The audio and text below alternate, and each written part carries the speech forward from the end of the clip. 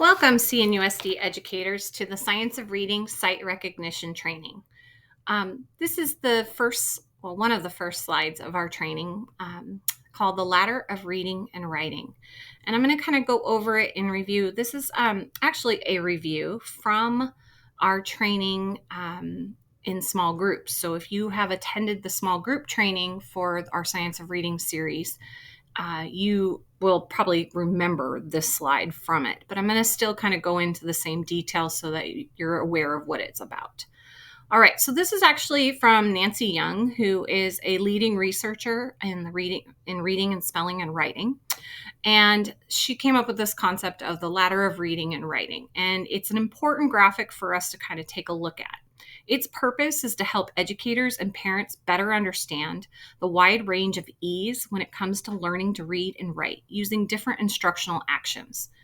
Children in this red area here are likely to require instruction that is systematic, explicit, and intensive. They will likely need a great deal of repetition to master skills. For some children, here in the orange, systematic and explicit instruction will likely still be necessary. So it's kind of interesting when you put these two sections together, it makes about 50 to 60% of your class. Those small groups are necessary for that 50 to 60% of your kids, which is a little bit different than what we were trained on in our educational practices in the past. Most of these kids need, like an average student, which would be in your light green, need 14 to 40 repetitions. Kids who are in this orange to red need 40 to 400 repetitions. So I want you to kind of keep that in mind as you go through this training, because that small group instruction is going to be imperative for what it is that we're doing with sight recognition explicitly. All right, so kind of going back to the graphic here, students who are in this light green are usually your typical students. There's about 35% of your class. They're the ones that can kind of handle fairly broad instruction, exposure to books, although explicit instruction for writing is probably going to be needed in this area. For children in this dark green, those are your kids that are need enrichment, and they're probably going to be the ones that are the highest in your class. They have advanced skills, and the appropriate challenge should be given to them so that they're successful in their reading practice. Evidence suggests that it's likely that a structured literacy approach will be essential for most children in this red and orange area. And so that's why our small groups are so beneficial for every classroom. And we're going to be kind of looking at how we use sight recognition strategies in the small group to better our reading instruction. Now, one of the pieces that's really essential to this is that dyslexia. The kids who are dyslexic or could be labeled dyslexic usually live in this red zone. Dyslexia is a processing difficulty in the brain. Students will learn, but they will require more repetitions and overlearning than others. Students in this category may also require Tier 2 or 3 supports, but can still be supported in Tier 1 to be successful in the classroom. For students with dyslexia, repetitions and small groups are essential. Students with dyslexia most likely stay in the red area until additional strategies are provided to those students.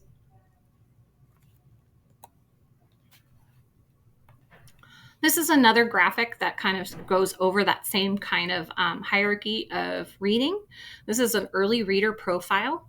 And it's truth be told, we really do not have any excuses for poor outcomes. If we follow the science of reading research, we can get 80% of our kids reading, but that requires intervention, requires small groups. Almost all students have the cognitive capacity to read. Distribution of early readers' cognitive ability. This is according to the National Institutes of Health. So if we take a look at each of the subcategories here, our 30% of our kids are capable of learning regardless of environment, which teachers know this. You know this implicitly. Here on number 2, able to learn with high quality Tier 1 instruction. That's 50% of our students. So we want to make sure that our Tier 1 instruction is at the level it needs to be so our kids can be successful for reading. 15% of our kids require additional time and support. So again, this kind of veers from that other graphic But I want you to kind of just think of this 15% to 50% kind of added together, and that's where we need small groups for that systematic, implicit, explicit instruction. 5% of our students struggle with severe cognitive impairments. And so those are our kids who usually qualify for RSP or special ed, and they have to receive services outside of the Tier 1 instruction and whole environment. 95% of our elementary students, regardless of background, are cognitively capable of learning to read when they receive sufficient direct instruction on the foundational skills of reading. And so that explicit, sufficient direct instruction is the key to building those foundations. And we're going to take a look at what that involves.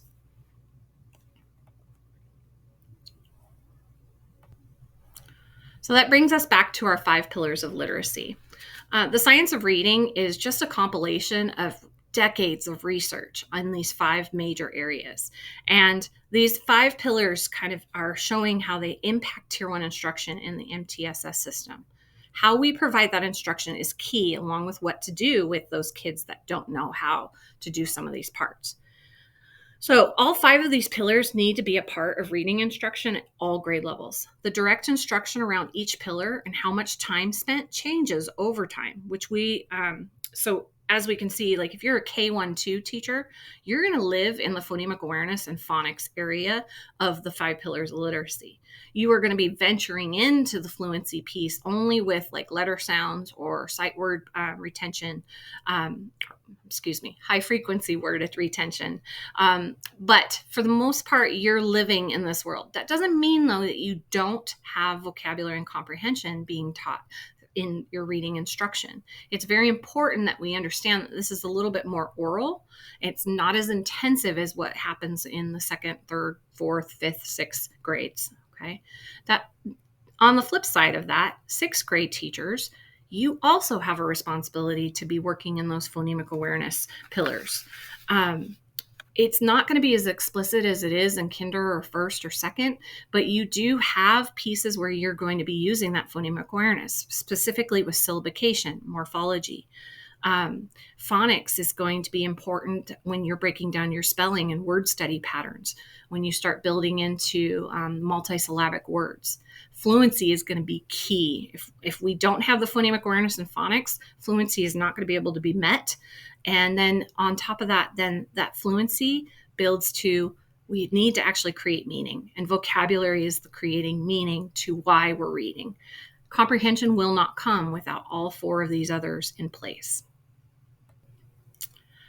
So this graphic here is brought to you by Riverside County Office of Education. We work closely with their Literacy by 5th grade initiative, and they have put out 5 best practices that they would like all of our TK through 2nd grade teachers to be focusing on for our reading foundations. And these are those. So our first one, teach phonological and phonemic awareness. Number 2, follow systematic sequence using the hear, see, say, write routine for phonics. If you're unfamiliar with the hear, see, say, write routine, our decoding training that will be offered through Canvas is where you learn about that piece. Or you can reach out to your elementary TSA on your site. Okay. Number 3, use of common multimodal instructional routines. Number 4, incorporate lots of opportunities for student interaction and high quality practice. And number 5, small group instruction based on data. So these are the 5 commitments that Riverside County Office of Education would like us to commit to. For our 3rd grade, 4th grade, 5th grade, and 6th grade teachers, we also have top 5 priorities. They're just a little bit more elevated from the ones that you saw on TK through 2nd. Number 1, reinforce phonemic awareness and phoneme graphing relationships using the hear, see, say, write routine. Again, that was in our decoding science of reading training. Number 2, teach advanced word study focused on multisyllabic words and morphemes. Important. If benchmark phonics takes a little bit of this place, but we want to make sure that we're doing this on a daily basis. Number 3, use of common instructional routines. Number 4, incorporate opportunities for student interaction and high quality practice. And number 5, small group instruction based on data. Once again, that small group is imperative. Stay tuned for our next module on how the brain learns to read and how this relates to sight words and word work.